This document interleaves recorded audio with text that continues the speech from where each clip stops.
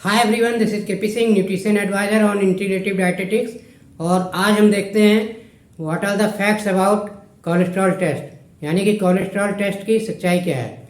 तो दोस्तों, देखा जाए तो कोलेस्ट्रॉल टेस्ट, जिसको हम लिपिड प्रोफाइल टेस्ट के नाम से जानते हैं, जब इसकी रिपोर्ट आती है तो इसमें बहुत सारे पैरामीटर्स दिखाए गए होते हैं जिनका मेन कंसर्न डॉक्टर से हो सकता है, लेकिन एक आम इंसान के नाते हमें यही जानना होता है, हम इसी के लिए उत्सुक होते हैं कि हमारा एलडीएल कोलेस्ट्रॉल, बैड कोलेस्ट्रॉल बढ़ा हुआ तो नहीं है। अगर ये बढ़ा हुआ मिलता है रिपोर्ट में तो हम काफ़ी परेशान हो जाते हैं हार्ट हेल्थ को लेके, और अगर इसका लेवल नॉर्मल दिखाई देता है तो हम निश्चिंत रहते हैं कि हमें हार्ट की कोई प्रॉब्लम नहीं है।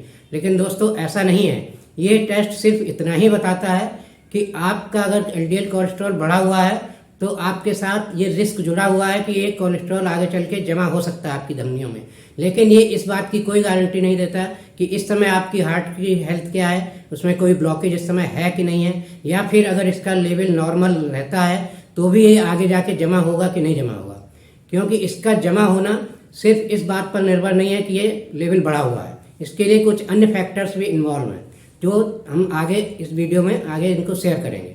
तो दोस्तों, एक रिसेंट स्टडी में भी ये पाया गया है कि जब हार्ट केसेज को स्टडी किया गया तो उसमें 50% केसेज में एलडीएल कोलेस्ट्रॉल लेवल नॉर्मल होते हुए भी आर्टरीज में बहुत सीवियर ब्लॉकेज मिला। तो इससे क्या साबित होता है? इससे साबित होता है हमें सिर्फ एलडीएल कोलेस्ट्रॉल के लेवल को लेकर परेशान नहीं होना चाहिए। इस टेस्ट के ही पीछे लोग पड़े रहते हैं और बहुत ज़्यादा परेशान हो जाते हैं। तो दोस्तों, हमें कुछ अन्य बातों का भी ध्यान रखना चाहिए। ऑफ कोर्स एलडीएल कोलेस्ट्रॉल का लेवल बढ़ा हुआ है तो उसे कंट्रोल तो करना ही चाहिए। तो दोस्तों, इस कॉन्सेप्ट को, एलडीएल कोलेस्ट्रॉल के कॉन्सेप्ट को अगर समझना है तो एक बहुत ही सिंपल एग्जांपल के थ्रू आज समझने की कोशिश करेंगे।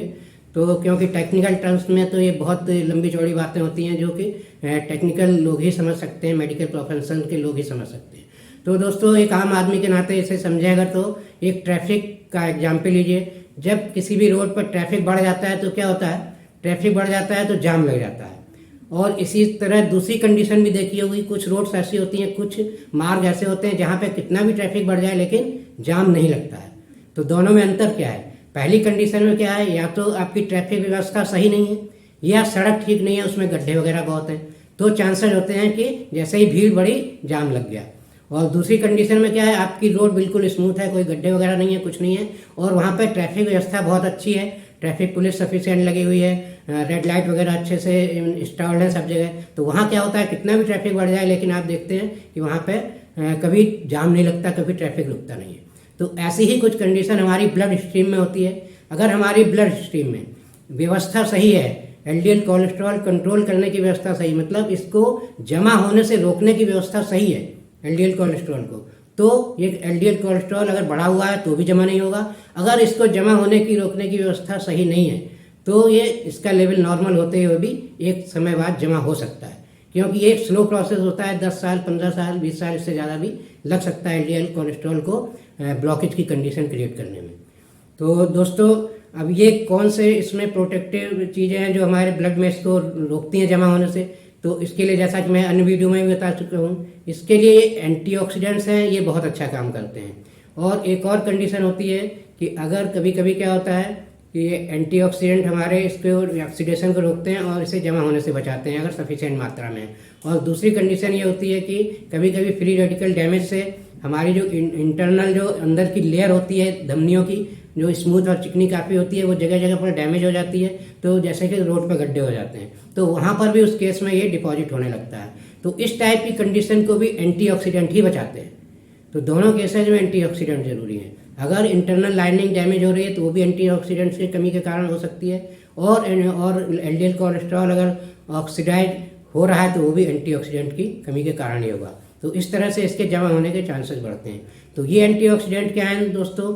ये बहुत हमारी डाइटरी हैबिट्स में अगर हम फ्रेश वेजिटेबल्स और फ्रूट्स की मात्रा ज़्यादा से ज़्यादा रखते हैं और हाई कोलेस्ट्रॉल वाली डाइट कम रखते हैं तो हमारे हार्ट की हेल्थ सही रहेगी और ब्लड में जो एलडीएल कोलेस्ट्रॉल है ऑक्सीडाइज नहीं होगा और जमा नहीं होगा।